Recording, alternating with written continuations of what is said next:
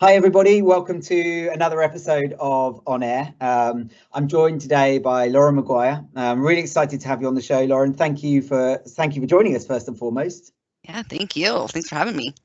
Great to have you here. So Lauren is a go-to-market leader. She's actually just left her most recent role at Forecast. She's worked in roles like the Director of Sales Development and VP of Sales for EMEA for companies like Forecast, and also Box, Trip Actions, and spent some time at Salesforce as well. So a very well tuned, experienced sales leader, and I'm really looking forward to discussing a very exciting topic today. It's a topic that I think is the bane of many people's lives, and we've entitled it, How Annoying is Dirty Data? Lauren, how annoying is dirty data? Oh, it's so annoying. I mean, we were talking about this a few minutes ago, but literally was a problem when I was a rep at Salesforce 15 years ago, and it's still a problem today. So yeah, it's super annoying. There you go. Well, look, let's dig into today. We're going to talk about the why is it annoying? What are the problems that we overcome? Maybe try and find some of the solutions, some of the things that you've experienced in the last 15 years, as you said, since your Salesforce days, and going into a leader role as well. And maybe our audience will be able to take some things away that they can go in action straight away, and some ideas and things to look out for. Before we do that, I'll give you 2 minutes. Who's Lauren? Obviously, you've got no company to shed a light on, but Yep. you know you're on the market, so let's shed a light on Lauren today. Who's Lauren? What's your experience? Tell us a bit about yourself. Yeah, so I'm a go-to-market leader, definitely specializing in scaling and building sales orgs. So that means SDRs, that means AEs. I've even done customer success, which was, fun to see the entire go-to-market cycle from end to end. And like you mentioned, I've worked at companies like Salesforce, Box, pre and post IPO, which was fun, Trip Actions, which is a great ride, and then most recently Forecast, but both in the US and Europe, which kind of makes it a little bit unique, if you will. Yeah, absolutely. Well, look, some amazing experience, and I'm sure there'll be some people watching and listening to this that will be desperate to talk to you now that they know you're on the market and looking for that next new role. So exciting times ahead, I'm sure. Let's get stuck into the topic, because that's what we do, and we want to give our audience and listeners as much that they can take away from this as possible. So let's just first look at the question. Why is data so hard? Why is it such a problem for so many go-to-market teams out there? Yeah, I mean, I think there's so many avenues. If you look at data, are you just trying to create accounts, right? And trying to get a database of companies to go after? Is it contacts, which is a whole nother level of difficulty? And I think also, the strategy around it, right? So when you think about your go-to-market strategy around accounts, ideal customer profile, which regions do you want to go after, which size, etc. And then when you get to contacts, I don't know if we even want to open this can of worms, but the whole world of privacy, GDPR obviously in Europe, and then I've heard rumblings that the state of California is looking to implement something similar. So now for people going after the US, you have to, deviate California from the rest of your outreach. So it just gets really complicated on how you acquire this data. And then also like your strategy to actually approach it, right? Yeah, it's something that is on every sales leader's agenda right across the world, or should be at least, but I think it probably is, which is, how do I get better data? Where do I get my data from? It's a minefield in terms of the data market now, because you can go out and buy data or rent data. You can now go down the route of this kind of AI scraping route that you would get from a Zoom Info, Sales Optimize, all that kind of stuff. And then you've got the enrichment tools like Lusher and Lead IQ. And before you know it, as a sales leader, you could quite easily be roped into having 10 tools. You've still not got perfect data. You're still a way off of it. I think one of the things that I'd like to set out in this conversation, I'd love your opinion on this, is we preach that there is no such thing as perfect data. People need to let go of that straight away and accept it. Do you accept it? I do, actually. It's funny. It was a recent conversation we were having with some of the reps and talking about well, the data isn't perfect. I'm like, that's data, right? And like I said, it's been a challenge for the last 10 decade, as you said, and we have to be comfortable with a little bit of imperfection. I also think we have to roll with the punches. I think a year and a half ago, the acquisition strategy completely went upside down as people were working from home. So now our contact database just went out the window. I can't call anyone at work, and I have to figure out how to get the hold of them at home. So I mean, I think we just have to be comfortable with imperfection. Yeah, 100%. It's an interesting one, isn't it? I guess the question is how much, and quantifying that's difficult, but where is the line that you draw between this is data and life and get on with it, because you're not perfect and neither is our messaging and neither is anything else in this process, versus this is now having a commercial negative impact on our outreach. Yeah. How would you, if you're a leader now and you're wondering whether I'm over that line or I actually just need to get on with it, how would you identify the difference between those two? Yeah, I mean, this goes back to the efficiency of your reps. I think you need to measure, like, if you start to notice they're getting less productive or they're less efficient. I mean, it was a conversation we had recently, and anecdotally, like, okay, I'm making all these dials, but I'm not getting a hold of anyone. And I think you actually hit on this in your recent podcast. I think it was with Chris, that 90% of your dials don't go anywhere, right? And so, how do you make your reps? How do you make that 80%, right? So then you've got at least 20% that are successful, and start to use that as your measurement and actually get them talking to people. And I think you and I are in the same mindset, like the phone is your friend.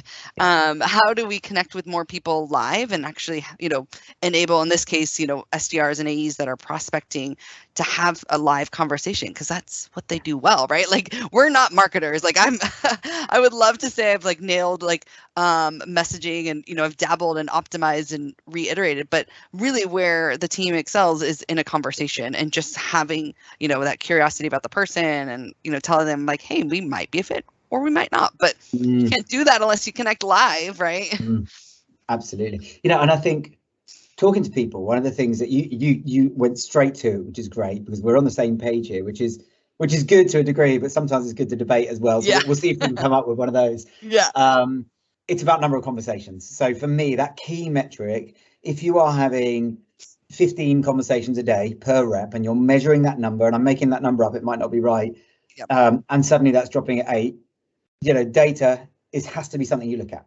Equally, if it's getting up to 20, data has to be something you look at. Is there an opportunity there? Are we doing something different? It doesn't mean it is data. It could be a number of other things. It could be performance within the reps. It could be number of, it could be work ethic. It could be they're in internal meetings. You're doing loads of enablement at the moment, loads of trade. It could be all sorts of things, but data is a key component. And I think what I see is a lot of people not even measuring that number, which blows me away, because how else do you measure data? You can't measure it based on the number of times I get the right person, because there's 11 people involved in a decision in an enterprise business. So what defines the right and the wrong person? It's very, very difficult. Yeah, 100%. I mean, I think if you're not measuring the data and your connect rate, and I think, going back to your point about 15 conversations, I think what it is like meaningful conversations. So I would actually bring that down to the single digits, because I could connect with people and maybe I'll get a referral, or,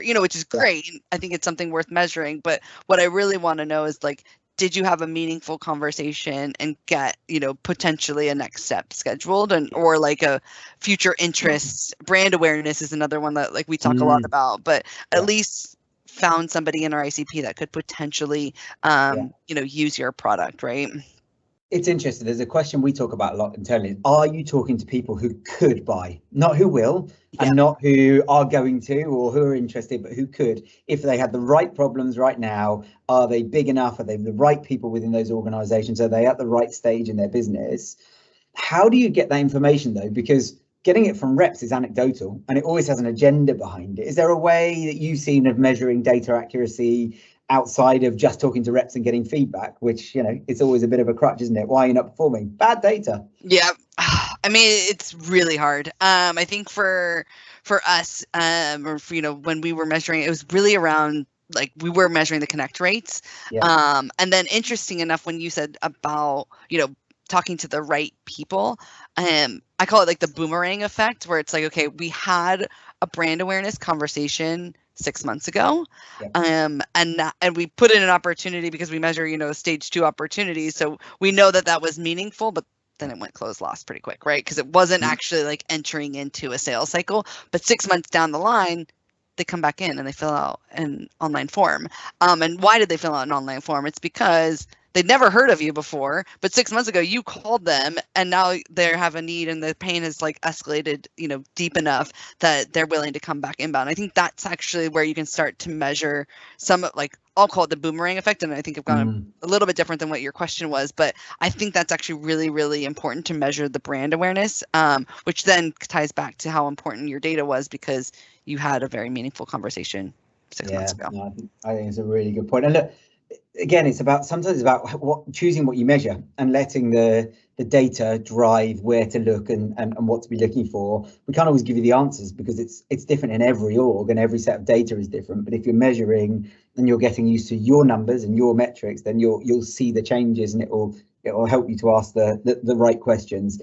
Now, here's a question for you. Where do you sit on the SDR build or be given data argument? So should SDRs be building their own data? There's an argument that they can control it more, that they can qualify it in or out before they call it, all that kind of stuff, a bit more research, versus centrally giving data into reps because we as an organization have identified them as a target, and we've either bought that data or we've got that data from one of our data subscriptions or whatever it might be. Like, where do you sit on that dial?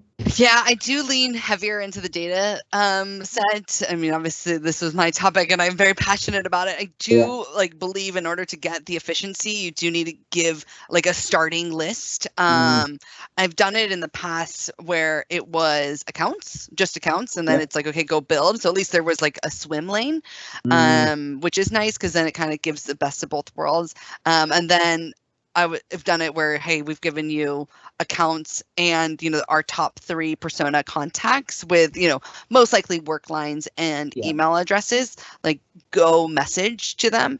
And I do actually prefer the latter. I think there is a challenge with SDRs to spend too much time building, right, and not enough time calling.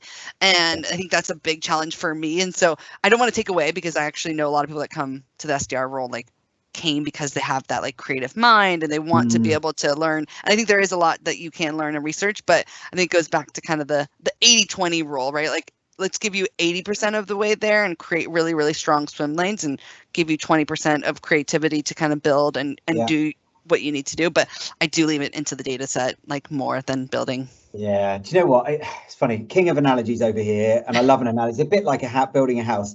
You don't mess with your foundations, you mess with the creative bit above ground. And I think I like your analogy of swim lane as well. You give people that foundation of accounts. Here are the accounts that I want you to work.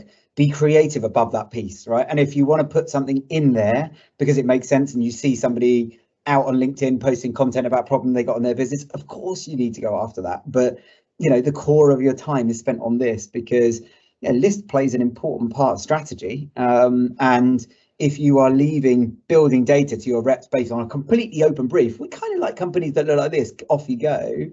Geez, the efficiency that's lost in that, it worries me. Yeah, agreed.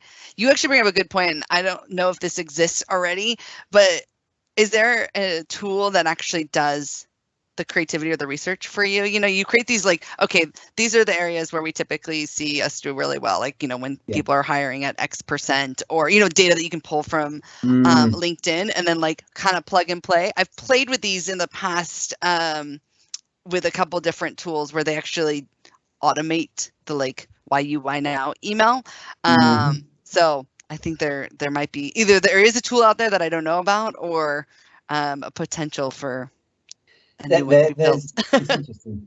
So I've got somebody coming on the show in a couple of weeks' time, and they've got a startup, and their tool is about that personalized email trigger points, building the personalized email based on those trigger points, and automating, still with rep approval and rep input and personalization and the ability to customize. Is probably similar to some of the things you're talking about there. A very interesting concept, because the fear with reps and giving them time to do research too much is the danger of procrastination, right? HubSpot says that sales reps already spend at least 20% of their time in internal meetings. If we're then giving them another 25% of their time to research, what does that mean? How much time have they got left to sell? Yeah, and people wonder why the call numbers have gone down over the last couple of years.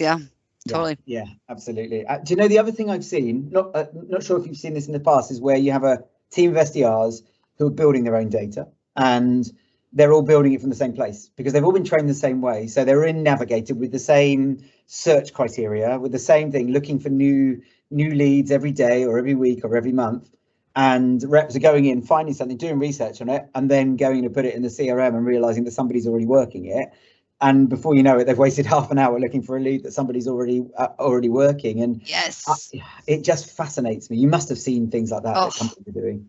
Yeah, I mean, it was actually really interesting because we talked about, what every company I've worked at has done to like try to challenge or solve this challenge. At Salesforce, we actually would hire interns that you were paired up with that would do the research for you in Salesforce to like eliminate that. And it's wild because it was people solving the problem versus, tools or platforms. But it actually worked really well, right? Because you actually have somebody in there knowing that, hey, I've actually I can see the account, I can see the contacts, I'm not going to add the same ones again, or hey, this one's already in there, here's the research about it. I mean, there's so many different ways to solve it, which is wild.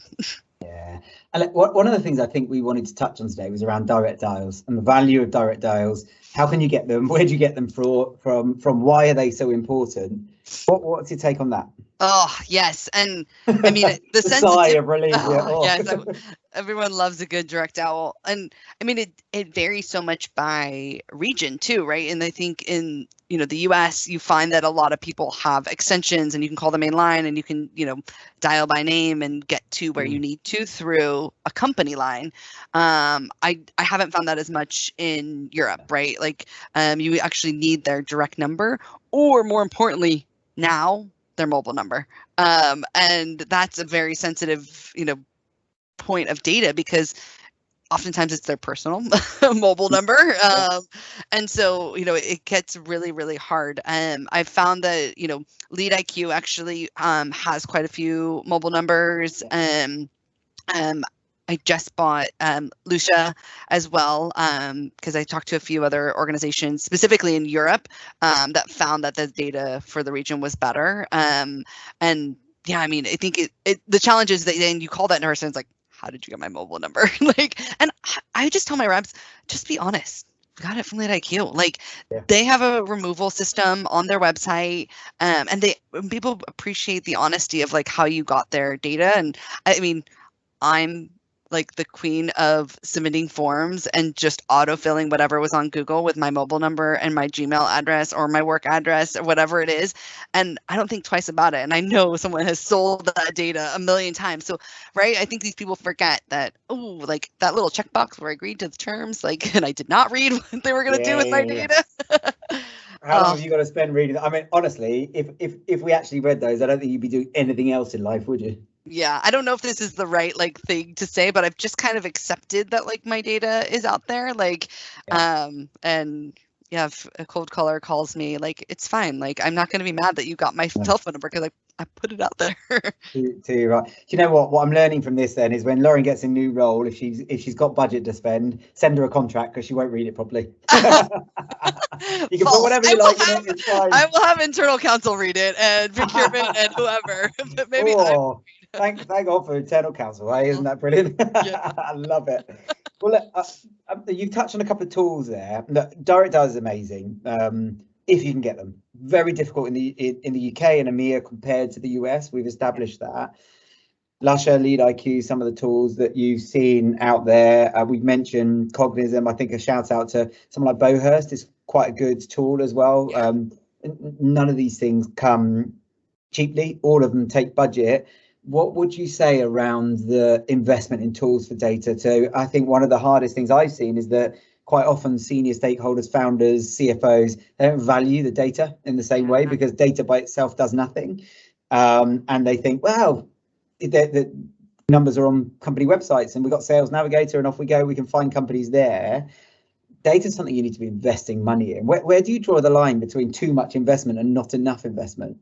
Yeah, and you actually bring a good point. I would actually like even group the two tools into two formats. One is like self-service, so like the Lead IQ, Zoom Info, Cognizants of the world, where you just go in and use them on your own. And then you've got the full service that actually go in and say like, hey, I want this list. You go find me all of our, key personas and mobile numbers and emails. So like kind of more of those full service tools as well. And I hate to say this, but like going back to like, how do you position this for an investment? You kind of need both. Like it sucks to have like, hi, I need two tools to do the same thing. And so I think the reality is that you have to measure it. In these cases, I think, depending on if you have, larger budgets, I think you can justify it based on, your previous experience, other orgs, and references as well. And, they are an investment, but I think, showing, hey, we're going to get X number of connect dials, which we can then plug into our formula that says we'll create this much opportunity and this much pipeline. That's the easiest, right? If you have a smaller budget or a smaller org, I think where you have to do it is a proof of concept. And I found that a lot of these companies are comfortable with that, doing a little bit of A/B testing and saying how good is the data. Like, great, we have X number of contacts. How many can we call through in the next week or two? How many did we connect with? And then use that to plug it into your formula. So I've done it both ways, and I've done it most recently with the proof of concept, and I'm very thankful that these organizations are willing to do that, right? Because some of the larger like enterprises would say no. And just I felt that this particular industry understands, like, right, like they get it, that this is a very sensitive topic, and so I've had phenomenal experiences with all the tools that you've mentioned too. Yeah, that's good to hear, and I think that if nothing else, there's an education piece for people here around, 3 points already that standing out for me. One is there's no such thing as perfect data. Accept it, guys, because it will not happen. And geez, I've got caught in so many cases where people are chasing that, and I just think it's a waste of time and energy.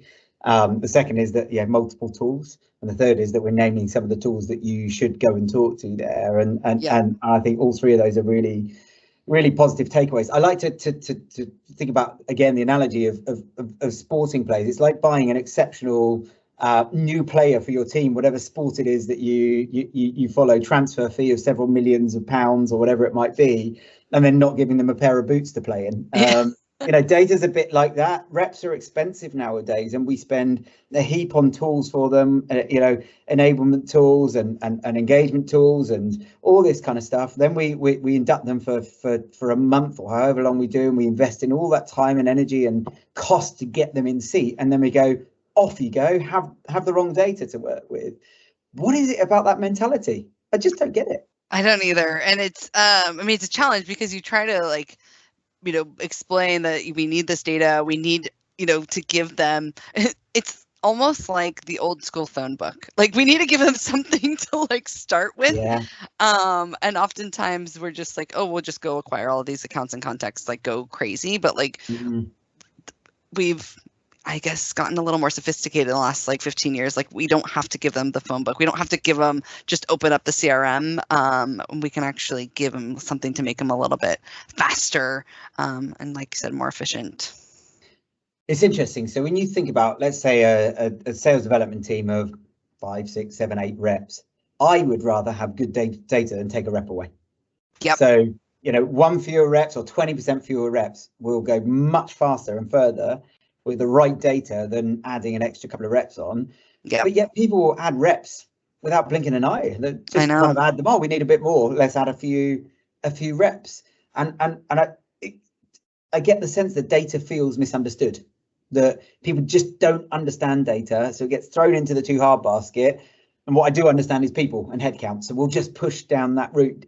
Is that something you see or you feel as well? Yeah, it's interesting because some companies, I would say, fall in that bucket.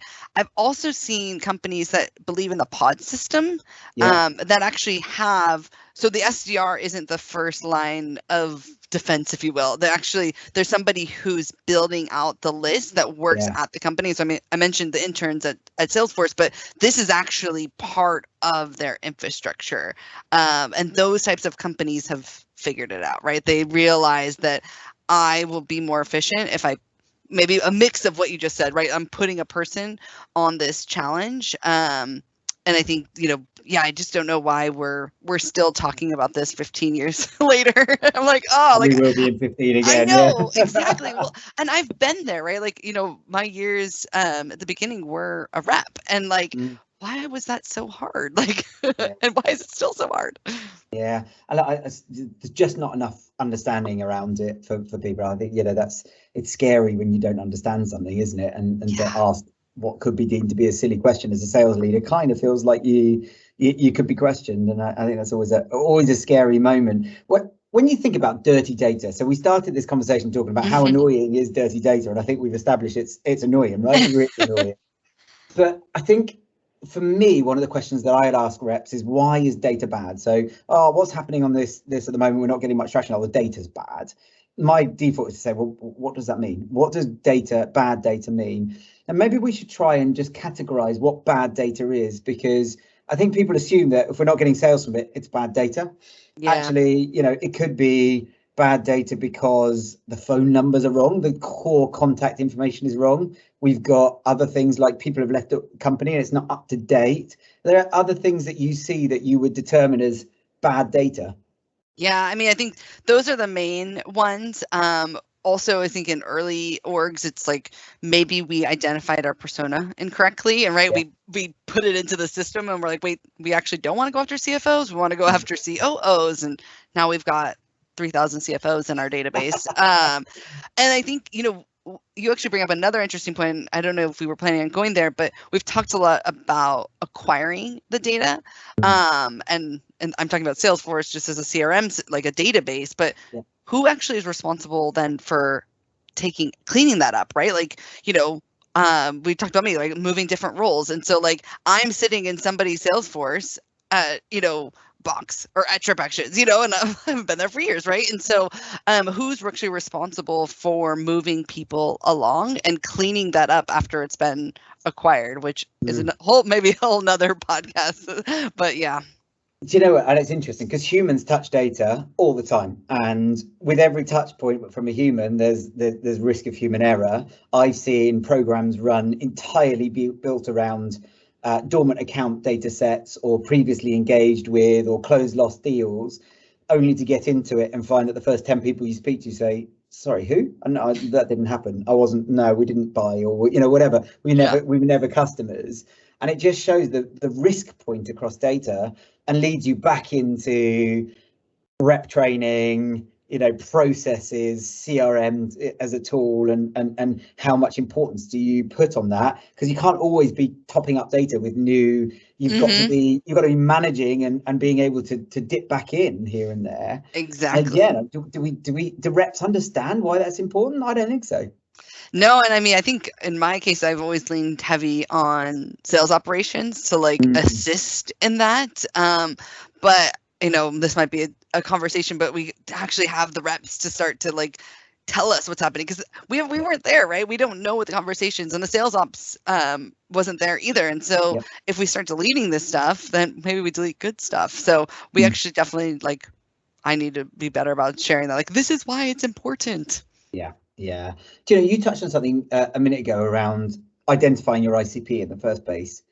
A lot of organizations think they know their ICP and don't. And what you end up with is reps who can't convert because without realizing it, they're talking to the wrong people. I've got some brilliant examples of that. Yeah, the data would get blamed in that scenario, wouldn't it? Yeah, that's actually a really good point. And I've been fortunate enough to work for orgs where, the ICP was pretty much nailed from the beginning because we kept it small, right? And I think that's probably a different challenge, but if you go too wide, too many regions, too many industries, etc., then you don't know what you don't know, versus if you kind of keep it super narrow and then start to add from there. I think that eliminates some of that challenge. But yeah, I mean, otherwise the data would be blamed, and it might not just be a good product market fit for those ICPs. You know, we touched earlier on the reasons data would actually be bad. You know, people have left the companies out of date, the actual contact data would be wrong. And I think going back to the ICP piece, it's also that, can your data source or data provider really be 100% accurate? And then the answer is no, I think, in terms of knowing what a company looks like, because fast growth companies could go for, if you're basing on number of seats, number of employees, staff numbers could go from 48 to 60 in the space of a month or two, post funding, you know, they ramp up or whatever it might be. And you're looking for people who are sub 50 employees in your ICP, and within the space of 2 months, they're not anymore. Even their marketing team, internal marketing team, haven't updated the LinkedIn thing to say we're now 50 to 200 employees instead of 10 to 50 employees, let alone data providers. How on earth can they know? And I think, again, this leads into that argument of imperfections and tolerance around imperfections. You know, sometimes the issue lies with you and you as an organization around your expectations or your treatment of data and how you use it in the first place. There must be some really great case studies. You've worked at some fantastic organizations who will be, I'm sure, at the forefront of trying to get the best with data rather than just accepting it. What are some of the bits of advice that you would give to people around data, things to do rather than what not to do? Yeah, I mean, I think the biggest thing to do is nail your ICP first, because otherwise the data is kind of worthless. And I think once you've done that and obviously done some analysis on where you win and where you lose to hopefully help you narrow that down, then I would do it actually in this order. Actually would go to the self-service and like get your database and start testing it, and seeing if your ideal customer profile is indeed what you thought it was, if your personas were indeed, and the other piece is messaging. I mean, that's not today's topic, but how do you make sure that the messaging is resonating when you're going after these people? Because then the data might get blamed again, right? Like when really it was just we weren't hitting them with the right message at the right time. And then from there, I think that's when you pull in the full service tools, right? Is that they can potentially enrich, they can potentially do some of the stuff that we're talking about, because they actually can get into your CRM and do it live, depending on your privacy settings. But and then they're actually cleaning up the data live. And so then you eliminate some of the like long-term issues that we talked about. And there's so many, you know, good self-service tools. There's so many good full service tools out there that'll help you kind of create this whole entire data cycle, if you will. But then it also goes back to your point. I think, you know, the constant analysis, right, is going back and looking at your won and your lost deals and like how are those companies starting to morph, and then how does that change the entry point to the data cycle, and then kind of working through that. Yeah, I think they're all fantastic points. Two more questions for me. One is, who owns data accuracy and data cleanliness in an organization? So I think it's sales operations. I would prefer it not to sit in actual sales, like account executive, SDR orgs. Of course they're going to touch it, and of course they're going to do it, but I mean, and that's like our leader's responsibility to work really closely with your sales operations. I know other people may think differently, but that's where I think it sits. Fair enough. And let's say we're an earlier startup and we probably haven't got to sales ops, rev ops. What about people in that kind of organization? Who would be the best person? Yeah, I mean, I think initially it's probably your leader. I do worry about putting it in the hands of SDRs from the beginning if we're all still figuring it out. I think once you've created those swim lanes, then great, you know, the SDRs are going to be fantastic at like building within those swim lanes. But until you do that, and I think you as either a CEO or a leader are going to be responsible for kind of creating that foundation until you add more. It's connected sales. We talk about the list is, you know, list is your strategy, and I think I use that a lot since I heard that. You know, this is you saying these are the companies I want to go after. Why would you get a 30 grand a year 2 months into being with the company rep to be defining who you're trying to, the accounts you're growing into, when you've got people who have got the vision of the company in their very hands and who are building it and driving it? It makes a lot of sense when you put it that way. Yeah. And the final thing from me, at least, to wrap up from my questions, is around why is this important? So if I'm looking at data, I could be spending time on messaging. I could be spending time on, as we've said, adding headcount or enablement for my reps. There's so many things to do nowadays to get a sales org kicking. Why would you argue that data needs to be right at the top of that agenda? And what's the risk if you don't? Yeah, I immediately think of this meme of like a little like newsy boy like throwing money out the window. I don't know if anyone's seen that or GIF, but that's what I think when you don't spend the time on data and you've spent all this money and effort and time on messaging and marketing and all that, then you're just throwing money out the window because you're not contacting the right people. So you're hitting them, hitting the wrong people at the wrong time, and everyone wants to know why you're not getting any, opportunities and pipeline and revenue. And so I do think that, going back to your house, it's the foundation, right? If you want to make sure that everything else is, 10x, you got to spend a little bit of upfront time and cost and putting that in place in advance. And is there anything I've missed with my questions, or anything you would add in terms of this topic? So how annoying is dirty data? Was the title, but I'm sure there's lots of things that can fall under that. Anything you'd add that we've not talked about? I think we covered most of it. I think the biggest thing, we spent a lot of time obviously on acquisition, but don't, shy away from also cleaning up afterwards. I think that's obviously a huge component, because then you're just recreating the problem and creating your own dirty database. So I think just to stress that there's important in acquisition, but there's also important in cleanliness ongoing. Yeah, fantastic. Well, look, I'm sure our listeners and our audience will take a lot from the discussion today. Clearly a lady who knows her stuff, and on the market, I'm sure that people will be dying to talk to you. So tell me about your next opportunity. What sort of thing are you looking for? What's the next challenge for Lauren? Yeah, just kind of going back to my point, originally is just, sales leader and responsible for SDRs and AEs that are really at the point where they're trying to 10x and scale. So happy to, advise or consult as people are getting there, and, have conversations as need be. Yeah, love that. Well, guys, if you're listening and you're watching this, if you need a dynamic, innovative, forward-thinking, 10x delivering sales leader in your organization, Lauren's hot on the market, ready to go, looking for an opportunity. There you go. Just got your job, I'm pretty sure. Thanks, Owen. Lauren, thank you so much. Really, really enjoyed talking. I feel like we could do another session on this. Again, as you touched on messaging, I was going, I've got to get Lauren back on at some point. So I hope you will come back on, because I think we could really share some more discussion around some of this stuff on going to market. But for now, thank you ever so much for joining us. Really, really enjoyed talking with you. And we'll speak to you again very soon. Sounds good. Thank you. Bye-bye. Bye.